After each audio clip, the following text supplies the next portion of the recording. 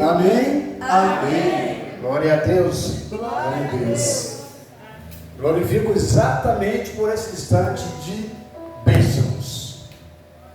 Hoje pode estar em toda a face da terra, reunido e unido pessoas por todos os lados, proclamando a misericórdia de Deus, mas em nenhum lugar graças serão tamanhas quanto nesse momento. Glória a Deus. Nós aqui reunidos no nome do Pai, do Filho e do Espírito Santo. Amém. Hoje o Senhor trouxe não uma novidade, mas uma declaração.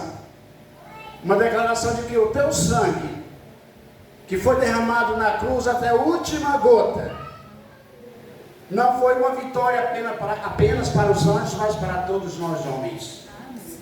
E para a nossa casa hoje nós vamos levar esse legado inestimável, onde nada mais terá domínio sobre nossas vidas, mas apenas aquele que é o Senhor de nossas vidas, esse sim, a quem eu vou me esquivar diante dele e reconhecer o seu senhorio em tudo quanto eu vier fazer, tudo quanto você vier a fazer, porque ele é o Senhor, ele que está falando conosco, ele que nos congregou nessa tarde de 20 de outubro de 2024. E não foi um calendário de ontem, não. Foi exatamente quando você nem imaginava ser gente de verdade, mas estávamos planejando que hoje nós nos reuniríamos para glorificar e santificar o seu santo nome. Amém. E nós viemos para isso, para provar que aquele sangue não foi um sangue que trouxe vitória só para os anjos, mas para nós, homens e mulheres, convocados por Deus a sermos santos como Ele é santo. Amém? Amém? Bem, meu povo de Deus, meu nome é João Neres Batista, porque tenho que ser missionário, João Batista. Não sou dessa região, vim de uma micro-região do extremo sul da Bahia, no município de Medeiros Neto, e sou casado, graças a Deus, com a melhor mulher do mundo, a melhor esposa do mundo, a começar pelo nome que é Maria do Céu, Maria Celeste.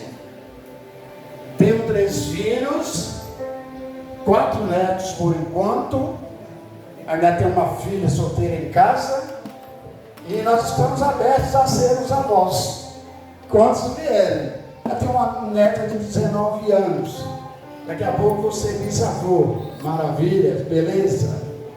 E vivo em busca da minha realização plena, uma realização que só se dará se eu entender que o meu chamado é proclamar Jesus, para que ele seja cada vez mais conhecido, mais amado e mais adorado, que eu desapareça e que Cristo cresça onde quer que eu esteja. Foi para isso que eu vim aqui hoje. Sincero e honestamente, não tinha a menor ideia. Já havia visto fotos daqui pelos meninos de Boa União, mas eu não sabia que seria aqui, no local que nós nos reuniríamos hoje. Mas um dia eu escrevi embaixo, gostaria de conhecer esse lugar. Vocês podem ver no comentário de vocês que tem. E Deus preparou esse dia de hoje. Glória a Deus. Eu podia estar lá em Alagoinhas, porque está tendo um encontro de oração por cura e libertação desde ontem. Mas eu disse, não, eu vou ajudar vocês na parte da tarde no sábado, e domingo eu vou para a missão, lá onde os meninos me chamaram. E é realmente um presente maravilhoso estar aqui com vocês. E esse tema é muito forte, a vitória de Jesus, do sangue de Jesus, para os homens e para os anjos. E para a gente dar sequência, eu gostaria que você abrisse a Sagrada Escritura em Apocalipse 2.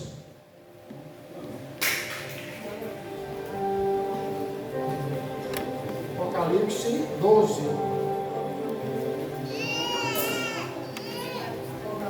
Apocalipse 12. Amém? Vamos começar do primeiro versículo seguinte. Ou então a gente começa do versículo 7. Do 7. É mais ou menos um resumo. Gostaria que você se entregasse mesmo. se entregasse. Antes de colocar os olhos na palavra, feche um pouquinho os teus olhos.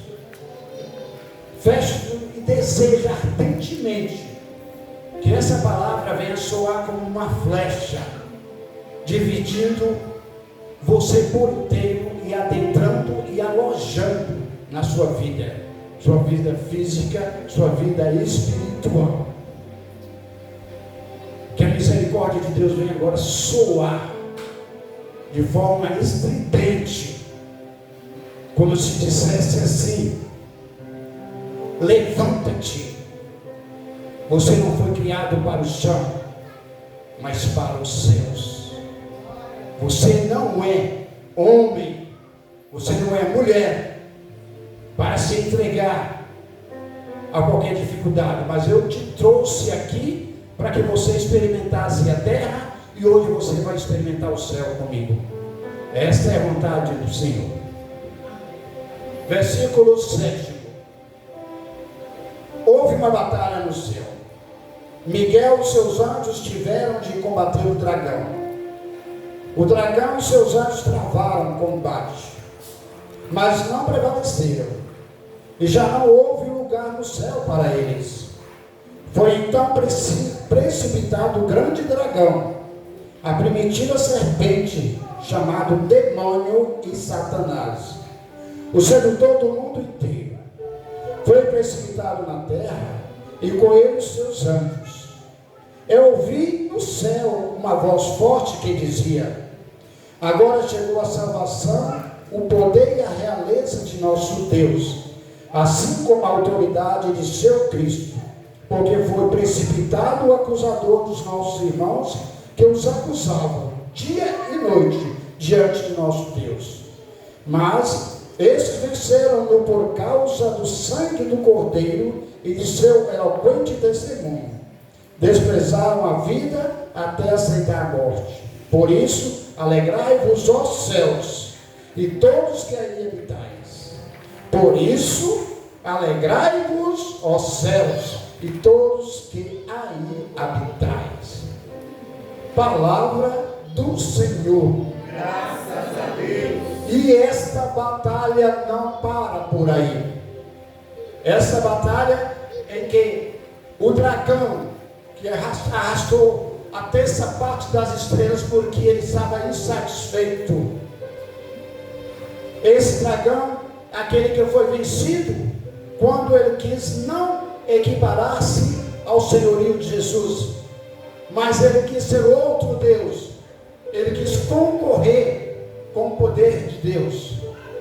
Por isso ele foi lançado fora, com toda a sua concupiscência, com tudo aquilo que não apraz ao coração do Senhor.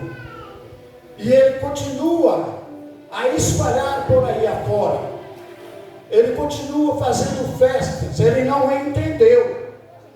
Ele não entendeu que ele já é um derrotado. E que falta pouco tempo para ele.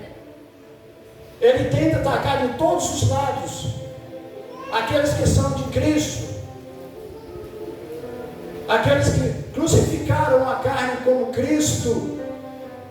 Nós aqui, que nos colocamos nessa presença inesgotável da misericórdia de Deus, da graça de Deus, esse dragão ele continua, e ele nunca vai entender, porque dentro dele, o que impera, o que é graciosidade para ele é soberba, é orgulho, é presunção.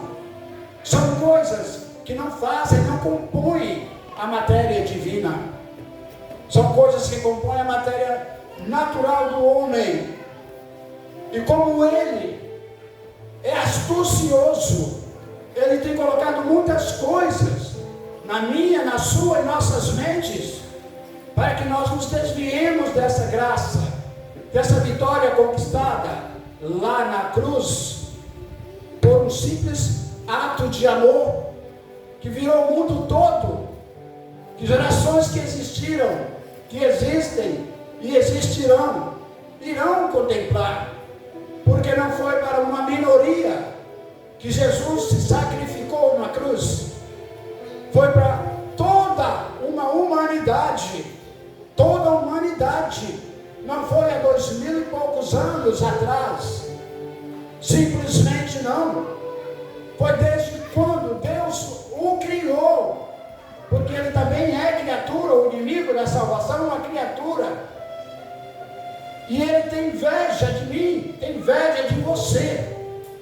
Nós que nos reunimos, entramos no ônibus, olho para você, você olha para mim, admira a sua beleza, você admira a minha beleza, porque nós somos imagem e semelhança de Deus. E ele não tem essa condição porque ele é um espírito malfazejo. Ele não tem performance, ele não tem corpo. E nós temos, nós somos imagem de Deus. Não foi à toa que Deus encarnou-se no seio da Virgem para que nós parecêssemos com Ele, para que nós tivéssemos família, para que nós fôssemos agraciados com tua vitória. E cruenta coisa nenhuma, cruenta mesmo, de chegar, como nossa mulher, a Suzy, disse anteriormente, na pregação dela, da questão do sangue e da água. Outro tempo, em uma das minhas pregações, alguém me chamou depois e disse: João, por favor. Até então eu não entendi o significado daquele sangue e daquela água que jorrou. Ela disse: jorrou mais água do que sangue, porque o sangue já tinha exterminado. Mas o significado real de sangue e água que jorrou quando aquele soldado romano atirou a lança do lado direito de Jesus para verificar se ele estava morto. Ali foi tudo o que faltava. Só tinha aquilo. Aquele restinho de sangue, aquele restinho de água. Porque nem água lhe fora dado, quando lá no alto ele disse: tenho sede. Eles beberam uma esponja com vinagre, mas lá tinha aquela água para significar que naquele momento todos nós estávamos redimidos no sangue de Jesus. Foi o momento da redenção. Nós somos redimidos. Ali não tinha agora mais nada exatamente. Tudo que restava, ele entregou. Tanto é que nas suas palavras ele diz: tudo está consumado. Tudo está consumado. Não há mais nada para fazer. E ali ele declarou, amados irmãos, amadas irmãs, que a morte que o matou, ela fora morta naquele instante. Porque a promessa se cumpriria.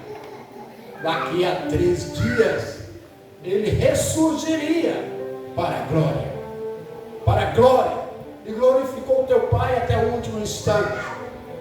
Até quando lá no Getsemane, quando ele foi prenunciado naquela quinta-feira da Santa Ceia, nós sabemos que Jesus entrou em estado de depressão, chegando a ponto de suar sangue, e levantar os olhos para os céus e dizer: Pai, se for possível, afasta de mim esse cálice. Entretanto, que faça a tua vontade e não a minha.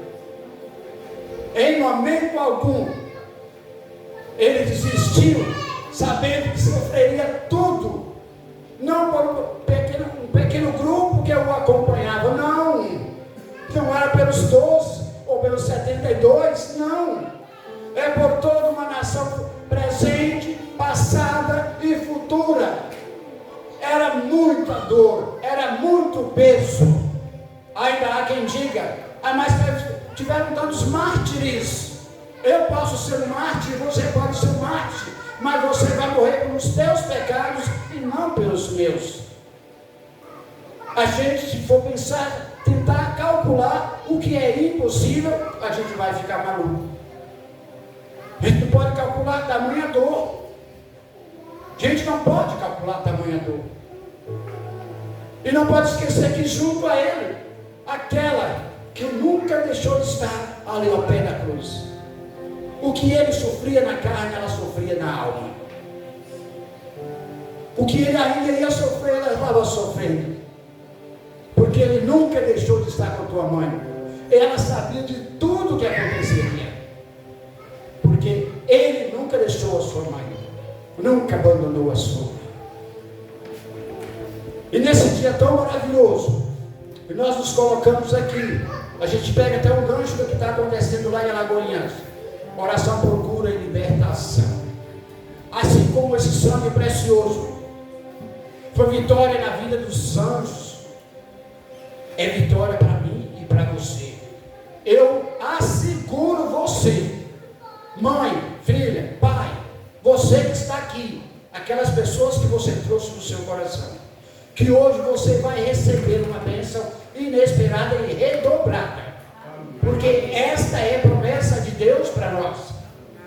Levantar uma nação aguerrida, com força, com vontade, cheia de vigor para lutar, e não deixar que esse dragão que foi expulso do paraíso, ele adentre em nossas casas. Que nós entendamos que temos joelhos bons, memória boa, para erguer diante de Deus um altar dentro de nós. Que esse altar seja o habitar de Jesus, seja o habitar do Espírito Santo. Que ele pegue fogo, que ele cresça, como São Felipe Neri, abrindo a mão de Jesus, que o coração dela aumentou de tamanha forma que quebrou costelas e palpitava, que quem sentasse perto de São Felipe Neri sentia bater, se incomodava com aquilo. Nós não podemos ser aqueles homenzinhos e mulherzinhas simplesmente dizem, eu amo Jesus, mas, tiram mas. Eu amo Jesus e quero amá-lo cada vez mais. É isso que nós temos que propagar, por onde nós formos. Sobretudo com a nossa atitude, com o nosso estilo de vida.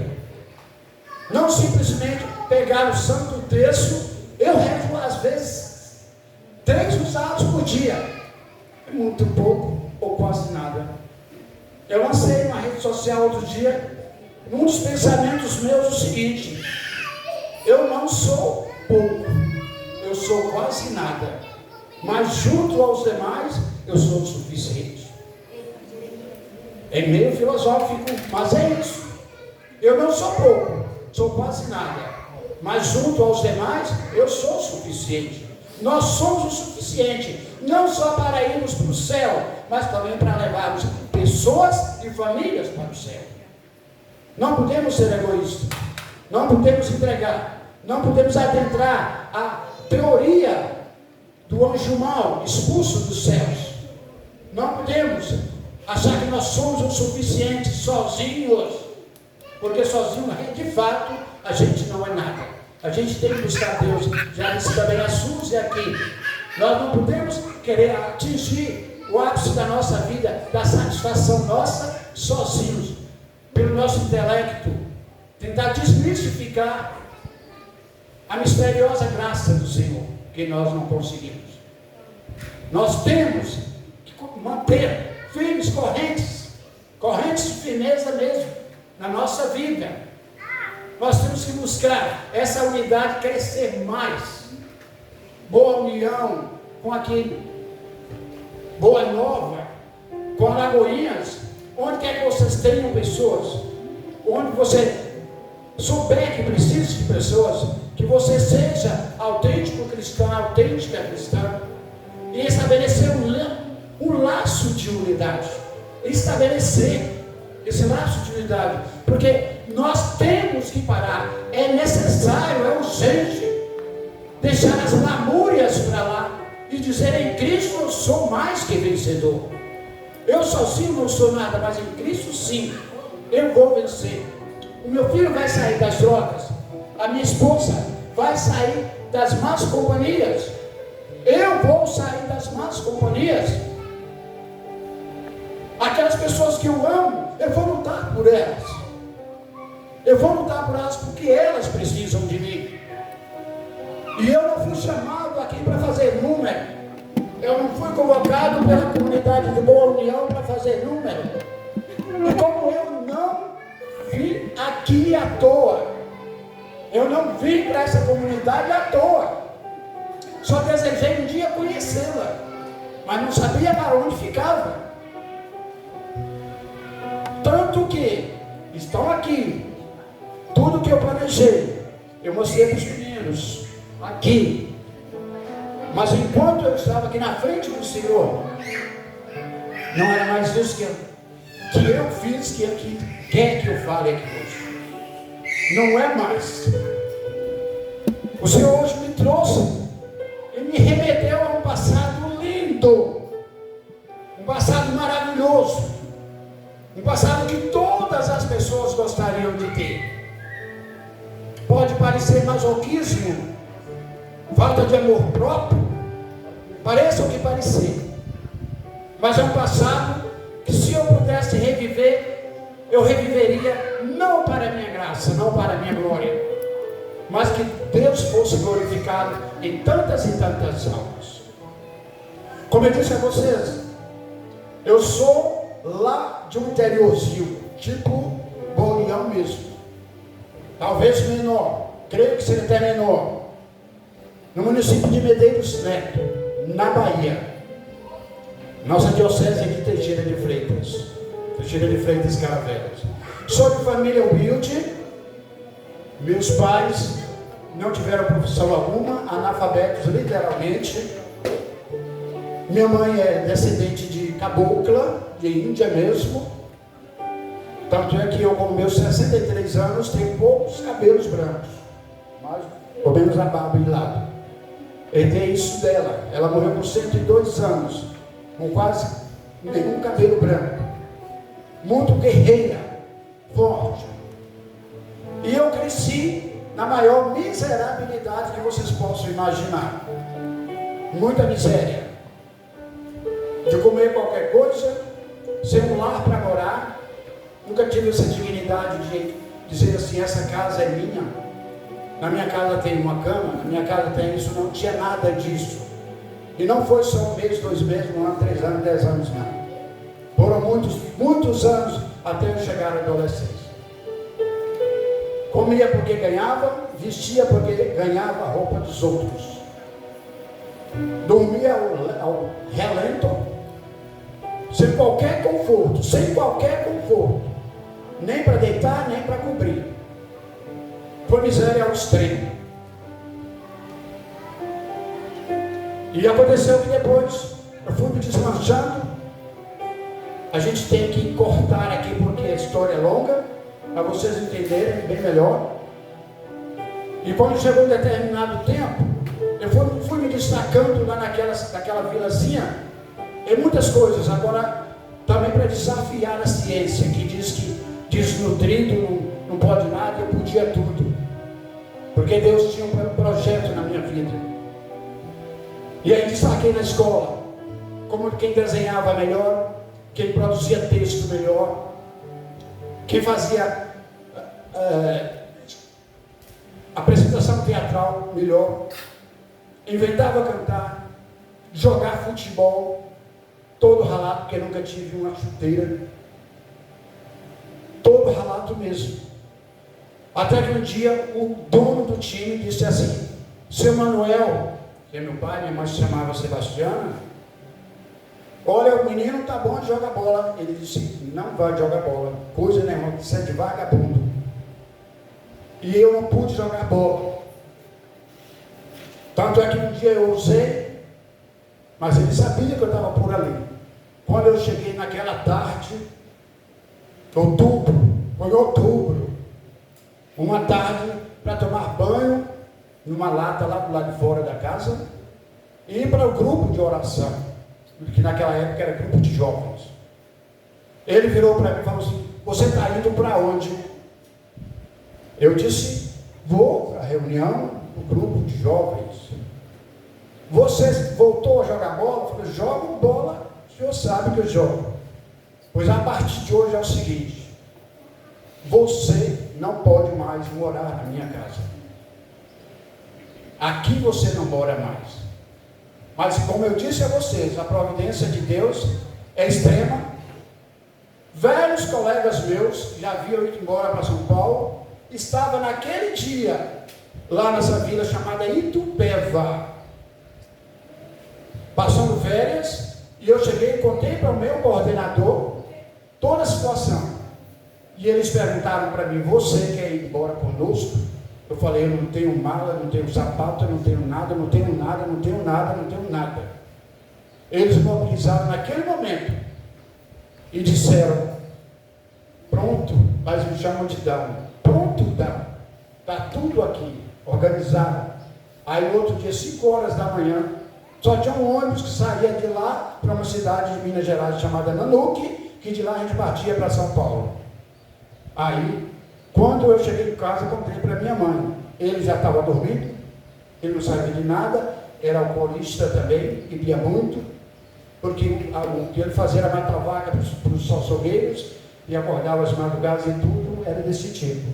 Aí no outro dia cedo, quando eu levanto para ir pegar o ônibus com esse pessoal, ele também já havia saído bem antes de mim para não me despedir, e deixei minha mãe para trás e fui. Imagine, vocês imaginam, nunca tinha saído da roça, para chegar deslumbrado com aqueles arranha-céus em São Paulo. E lá passei pouco tempo, porque foi o suficiente para que Deus realizasse mais uma das suas façanhas na minha vida. Aí voltei no período de férias, em outubro, dia 5 de outubro. E quando foi dia 12 de outubro, ele faleceu, meu pai faleceu. E eu me lembro que ele não aproximou de mim nunca. Nem sei se olhou nos meus olhos, só se for quando eu era criança. Nunca senti o toque do meu pai, ele nunca me colocou no colo, muito menos contou uma historinha para mim. Nada disso. Mas eu me lembro que um dia, como eu pintava, ele disse para mim, quero que você pinta para mim, numa cabacinha daqueles de mato, que ele não podia comprar tela, uma cabacinha daquela, o santuário de Aparecida do Norte. Eu pintei e dei para ele, com aquelas latinhas de tinta esmalte sintético, não sei se ainda tem, e dei para ele. Se ele era devoto de Nossa Senhora, eu não sei, mas faleceu no dia 12 de outubro de 1981, às 3 horas da tarde. Para mim não tem confirmação maior, que ele tinha um vínculo. Não guardei ressentimento do meu pai, não guardei, porque também não conhecia o seu histórico, não sei o que levava ele a ser o que ele era, para mim, para meus irmãos, minha mãe. Para vocês terem uma ideia, o meu irmão foi expulso primeiro do que eu de casa, botou meu irmão para ir para trabalhar para os outros, que não era para estudar, não era para nada disso.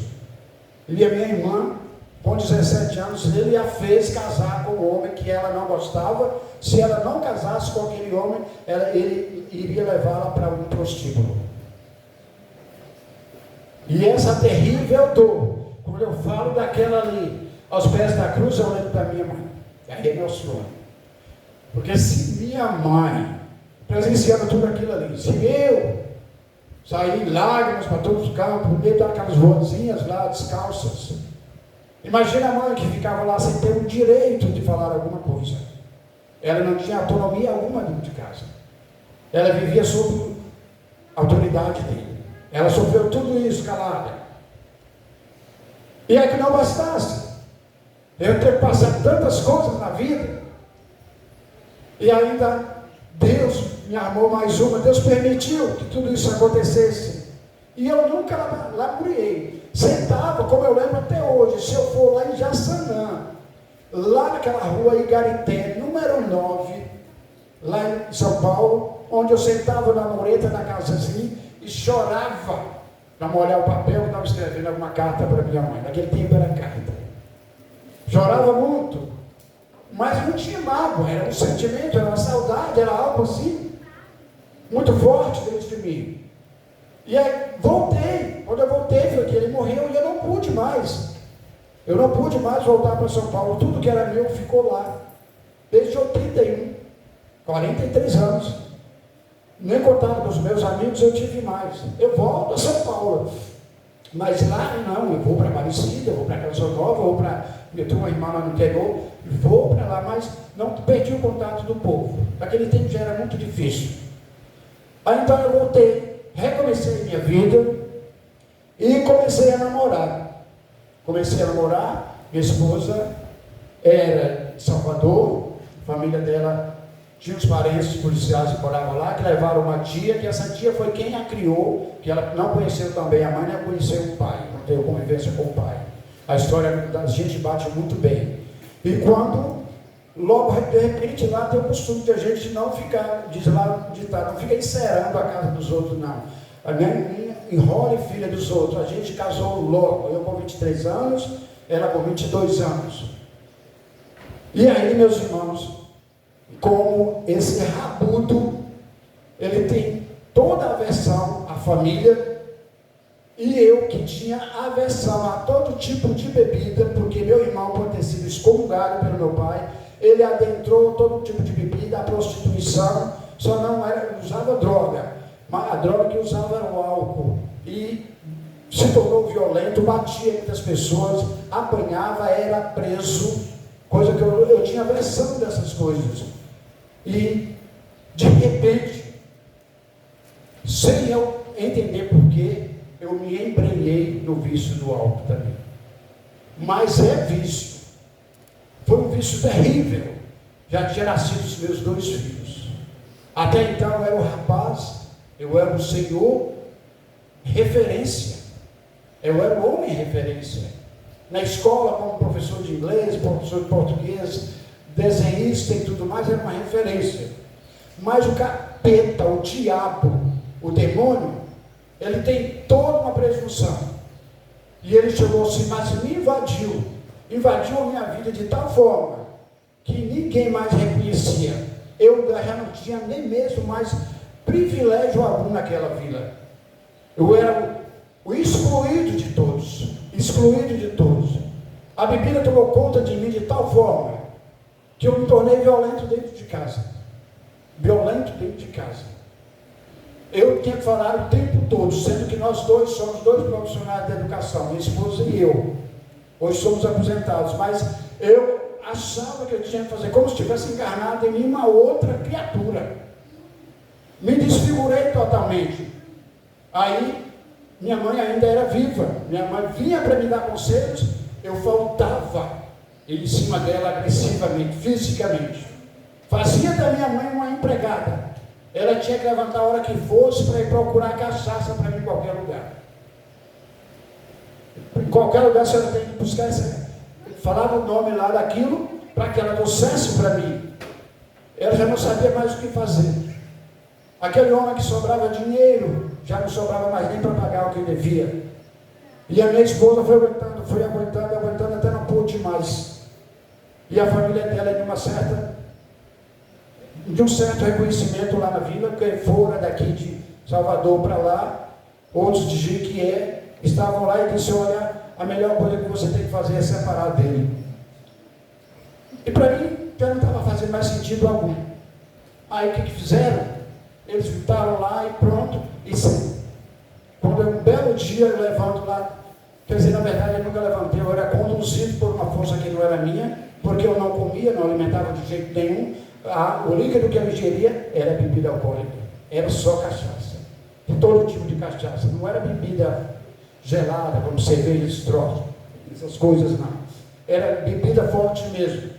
E lá eu fui lançado em um determinado poço, que se todo mundo que passava por mim, era como se passasse por um leproso, mas na verdade não parecia outra coisa senão, porque essa pele que vocês veem aqui hoje é outra.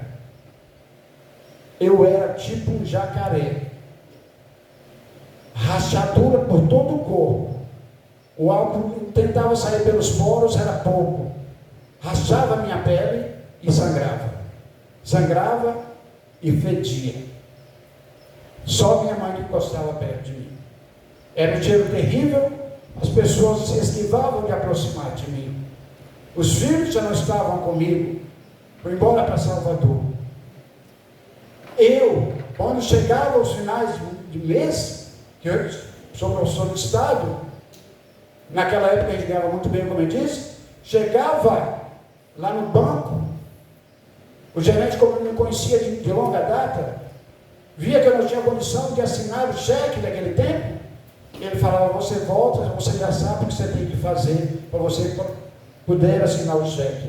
Ia no bar mais perto, tomava mais outras cachaças, equilibrava a mão um pouco e vinha, assinava aquilo ali e voltava para a rodoviária, pegava um ônibus para São Paulo, para Rio, para Vitória, às vezes, e carregando uma bolsa. Às vezes alguém me encontrava em algum lugar perdido, como eu lembro perfeitamente hoje, eu atravessei aquela avenida paulista com a bolsa nas costas e lembro que um senhor usando aquela roupa como se fosse jogador de tênis, o short, aquele sapatinho branco, a fisionomia eu não recordo.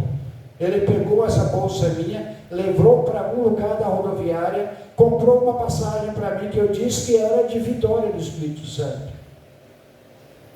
Aí ele comprou, e quando chegou no meio da estrada, eu entrava debaixo das poltronas e pedia ao motorista para parar com aquele carro, porque a minha esposa estava lá na frente e ela vai jogar muito mato para o carro tombar e eu morrer. Já estava em alucinação completa. Já não era mais nada de mim. Nada de mim. Não tinha mais nada de mim. E quando chegou um determinado tempo, eles falavam, Senhor, nós vamos internar Adão. Vai internar Adão. Aí me levavam, como se fosse fazer algum passeio. Mas lá me deixaram internado. Só que o máximo que demorava era um dia. Porque no outro dia já estava pulando o muro dos hospitais, estava fugindo. Fugia para longe. Principalmente quando eu sabia que estava próximo dos dias dos pagamentos. Porque o pessoal me reconhecia tanto, tinha tanto amor por mim, que eu não ia mais na escola trabalhar. Mas eles não cortaram meu ponto. Eles acreditavam em mim. Eles acreditavam no poder de Deus, que um dia faria a vitória acontecer. E foi isso que aconteceu. É meio longo essa história, mas a gente vai cortando os pontos. Chegou um tempo em que eu disse assim, hoje eu não posso mais ficar desse jeito. Hoje eu não posso mais deixar minha mãe chorar tanto. Que era dia e noite sem parar, minha mãe chorando. Dia e noite sem parar, eu lembrando dos meus filhos. Crescendo lá em Salvador e eu lá a 1000 quilômetros de distância. E alguém às vezes falava, Adão, eu vi Kívia recente, eu vi Taíne, mas está tão bonita, com os cabelos assim, eu ficava imaginando, e ao invés de eu ir para um canto chorar, eu ia para os botecos beber. E era bebida em cima de bebida, e aí agora pronto, começava a correr pelas ruas, correr mesmo, alucinação completa, como se alguém estivesse atirando pedras em mim. E foi passando esse tempo que o Senhor proporcionou para mim, que é o costume dizer, meus amados irmãos, foi um deserto, foi sequidão, foi um inferno, mas esse inferno, entre aspas, não foi a desgraça da minha vida, foi um momento de misericórdia do Senhor, foi um deserto que eu entendi posteriormente de que eu era necessário passar por ali, porque eu tinha que subir ao topo e gritar a vitória. Muitas pessoas estavam por ali, vendo aquele Adão desfigurado pela bebida, desfigurado pela falta de alimentação, porque eu não comia mais, não bebia, nem água tomava, como eu disse para vocês. Essas pessoas não pararam. Essas pessoas são cristãs de verdade, são soldados de Cristo mesmo. Elas não pararam. Algumas sim, claro que sim, batiam até palma, creio eu, porque nós conhecemos a humanidade. Mas aqueles que me viram crescer não acreditavam, não era possível que João tenha se tornado nisso agora. E aconteceu que lá, no dia 23 de setembro de 1993, às 15 horas, estava acontecendo na nossa vila de Itupeva um retiro espiritual com um amigo chamado Cláudio Tota, ex-candomblecista do Rio de Janeiro, que morava agora em Teixeira de Freitas, estava acontecendo lá. Eu passava em frente, mas não tinha coragem de entrar. Como muitas vezes eu fui à porta da igreja, que lá tem uma capela muito linda também, mas não tinha outro boteco, pertinho da igreja eu ia para lá. Aí naquele dia, eu fui deitar, daquele jeito que vocês possam imaginar e um pouquinho a mais que vocês não podem calcular. Aí eu levantei naquele dia. Eu levantei assim meio aluado, como diz o outro, e desci. Quando eu cheguei na pracinha que tem lá, eu fui, bati a janela, até se parece com essas janelas, da casa de uma mulher que tem lá, que se chama Gilca.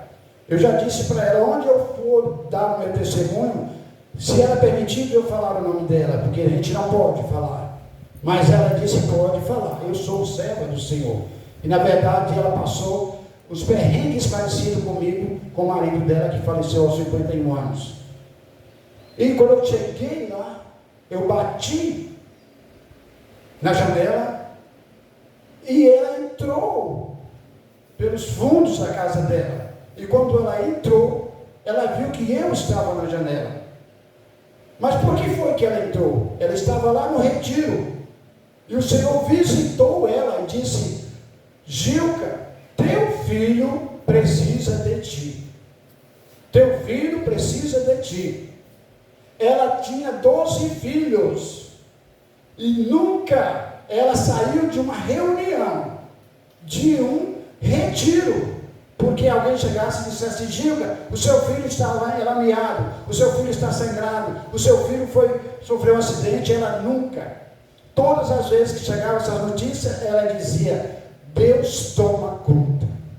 Mas nesse dia, o Senhor incomodou tanto Gilca, que ela disse, eu vou em casa. Mas porque ela, além de receber esse aviso no coração dela, ela disse que visualizou um buraco mais tão profundo, tão escuro, que já não existia mais nem fundo. E ela foi incomodada. E quando ela chegou lá, ela disse assim, entra, abriu de lado da casa dela, tinha até um corredorzinho assim, ela abriu e disse assim, ajoelha aqui. Sempre teve na casa dela um oratóriozinho, com os santinhos dela, Nossa Senhora, Sagrada Família, e ela ajoelha aqui. Eu ajoelhei naquele dia, depois que ela rezou por mim, ela disse, levanta agora, olha para mim. A partir de hoje, em nome de Jesus, eu estou dizendo, você nunca mais vai trocar uma gota de água na sua boca. Glória a Deus.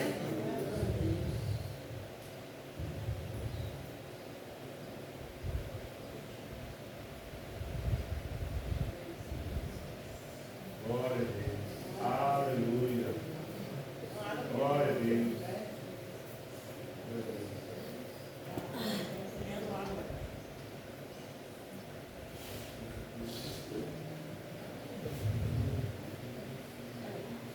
E eu levantei. Levantei literalmente. Levantei para Deus.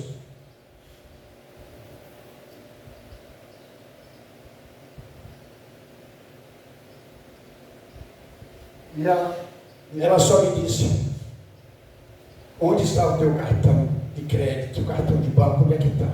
Eu não sabia mais de nada. Ela procurou tudo, resolveu toda a minha vida. Isso em 93. Resolveu toda a minha vida. Agora, você vai para Lagoinhas, porque a minha tia sogra, as meninas conhecem, Nazaré, já estava morando aqui. Você vai tratar dessa sua pele, para que as pessoas possam te dar um abraço mais tarde. Eu saí, só falei com minha mãe, e ela disse, eu vou resolver toda a sua situação aqui, e a gente vai providenciar tudo. E providenciou tudo, mas foi um tudo. Ela fez de tudo, conseguiu. Eu vim para cá, para Lagoinhas, quando foi em dezembro, foi 23 de setembro de 93, 29 de setembro eu vim, foi dezembro eu retornei, ainda tinham aqueles que estavam lá apostando daqui a um mês ele volta a ser a mesma pessoa que ele era. Ainda tinha, apostando. Mas o que Deus faz, Ele faz por completo. E aí, quando, ano passado, ano seguinte, ia ter lá em Teixeira de Freitas, que é a nossa diocese, um encontro conjugal da Renovação Carismática Católica. Eu não sabia de nada, porque estava por fora dessas coisas. Voltei a ir às Santas Missas, lá tem os cultos de oração e celebração, mas ficava de longe, porque tinha que me confessar, padre lá era muito difícil. E aí quando passou esse ano, no outro ano, que ia ter esse congresso, esse encontro conjugal da renovação, eles já tinham toda a comunidade, já tinham nos inscrito a mim e a minha esposa, que já fazia 8 anos que tinha ido embora. Inscrito nós, eles falam até hoje, nós temos um passo no escuro acreditando na promessa de Deus, que é aquilo que Ele uniu, o homem não separa. Glória a Deus. E foi o que aconteceu. Estava lá, aí recebi um convite para eu ir à igreja, que ia ter uma reunião, para eu participar, que de repente eu poderia fazer uns cartazes para eles, e não sei o que lá, eu vou, já que me fizeram mais do que favores para mim, eu vou. Quando eu chego lá, a capela mais ou menos desse tamanho, estava um círculo de crianças. Poxa, alguma coisa está acontecendo. Um círculo de crianças. E eu sentei bem à frente. Senta aqui, Dão, tá bom, sentei. Sentei, já estava equilibradinho, o fedor já tinha saído. Também desapareceram logo aquilo, depois que Deus botou a mão, pronto, e fui curado. E aí quando eu olho para trás, a minha esposa estava lá. E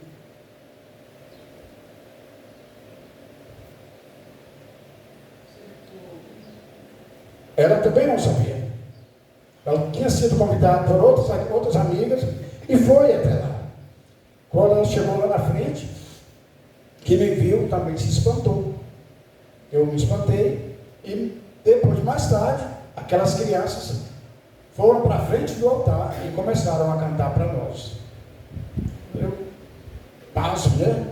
Imaginem vocês, que situação difícil. Depois chegou a família dela, minha mãe, e as ministras de Eucaristia, os coordenadores de grupo de oração, fizeram oração por nós e perguntaram: vocês estão dispostos a reviverem o amor de vocês dois, a levantar? Eu fui o primeiro a dizer sim. Ela ainda demorou um pouquinho, mas depois disse sim. E dali, como eu falei com vocês, que foi um passo no escuro, pela fé em Deus, como eles tinham escrito a gente lá no congresso em Teixeira de Freitas, quando a gente chegou lá, nós não pagamos inscrição, não pagamos estadia, porque lá não é um retiro de casal que você vai para casa, lá você fica interno, quinta, sexta, sábado e domingo. Domingo você já vem com toda a sua família que vai te buscar. É uma coisa diferente daqui que eu experimentei. E o que aconteceu? Voltamos e a minha mãe já não sabia mais, já não tinha forças nenhuma, mas nesse dia parecia uma maritaca, parece que cantava aos 4 cantos, vou apaixonada pelos netos, né? E aí a gente, graças a Deus, voltou. Mas tudo isso porque a comunidade creu no senhorio de Jesus. A comunidade me conheceu. A comunidade viu aquele menino crescer, aquele pobretão crescer, mas era de bom caráter. Eu poderia chegar morrendo de fome na tua casa. Se fosse um momento de almoço, eu dava um jeito de me escapulir para não ficar olhando a sua comida. Passava fome, mas não pedia. Minha mãe, não sei como ela se virava para trazer essas coisas para dentro de casa. E aí então, a partir desse momento, a gente veio, ela voltou para Salvador, porque tinha que resolver os problemas dela. Quando a gente se separou, ela ficado com a casa, vendeu a casa, tinha comprado uma casa pequena em Alagoinhas, mas não tinha terminado porque ela morava em Salvador.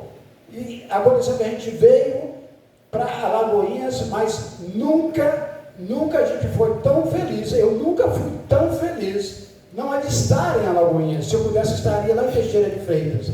Porque a maturidade multiplicou. A maturidade multiplicou, o Espírito Santo continua multiplicando, mas o que mais me deixa feliz, é de que quando eu vou dar esse testemunho no encontro de casais, onde ela está, ela pega o microfone e diz: se eu tivesse de passar por tudo isso, eu passaria de novo, porque esse é o homem que eu conheci aos meus 20 anos. Oh, glória! Isso nós temos que levar em conta. Não deixar que esse inimigo da salvação destrua as nossas vidas. Não podemos permitir isso. A gente tem que ouvir testemunhos, porque as palavras podem até soar bonito, te fazer chorar, mas o testemunho é que arrasta mesmo. É o testemunho que diz: é esse cara aqui, é essa senhora ali, que eu tenho que me espelhar para que eu seja verdadeiramente feliz. E você acreditar que nenhuma situação diante de Deus é irreversível. Muito pelo contrário.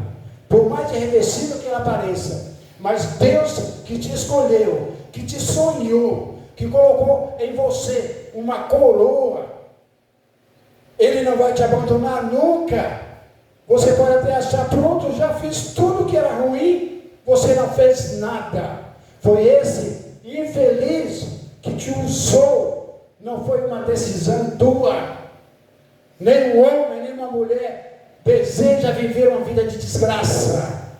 Nem um homem, nem uma mulher tem sonhos de ser infeliz. Nem um homem, nem uma mulher tem sonho de ser uma prostituta, um prostituto, um homossexual.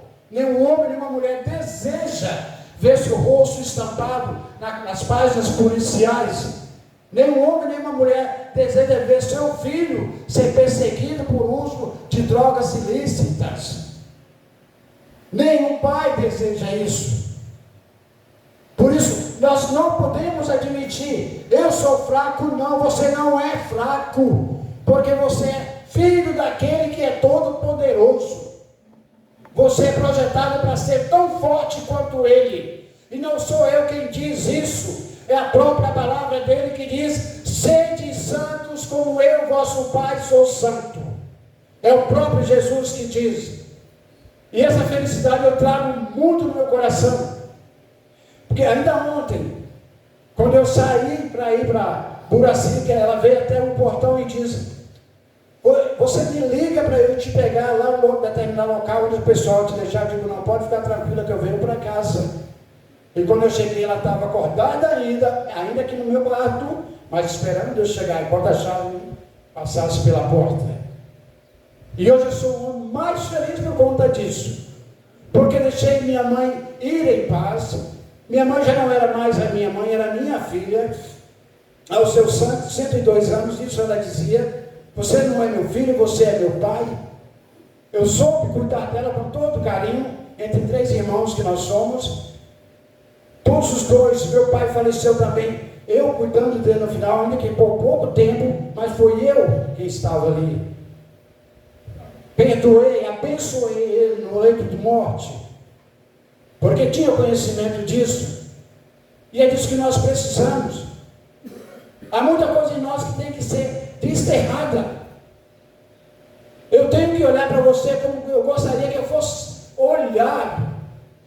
Eu tenho que te amar, ainda que a natureza brigue contra isso, ainda que haja uma guerra dentro de nós, mas nós temos que olhar para onde: eu quero te amar, porque eu quero encontrar contigo lá na eternidade. E a gente vai dar risadas juntos. A gente vai lembrar até mesmo das nossas confusões, se for possível, né? Porque lá ninguém vai ver isso. Mas é que nós somos amados de Cristo. Nós somos homens e mulheres que vai levar o Cristo aonde Ele mandar. Onde Ele mandar. Eu queria que você ficasse em pé um instante. Fique em pé, que nós vamos agora levantar um clamor ao Senhor. Nós vamos agora, se o menino do teclado estivesse aqui, seria bom, né? Vamos levantar esse clamor. E você vai fechando seus olhos. Desculpa aí se o velho chorão é assim mesmo. Viu? Vá levantando os seus olhos. Vamos agora fazer aquela sintonia com os céus. Vamos conectar com os céus.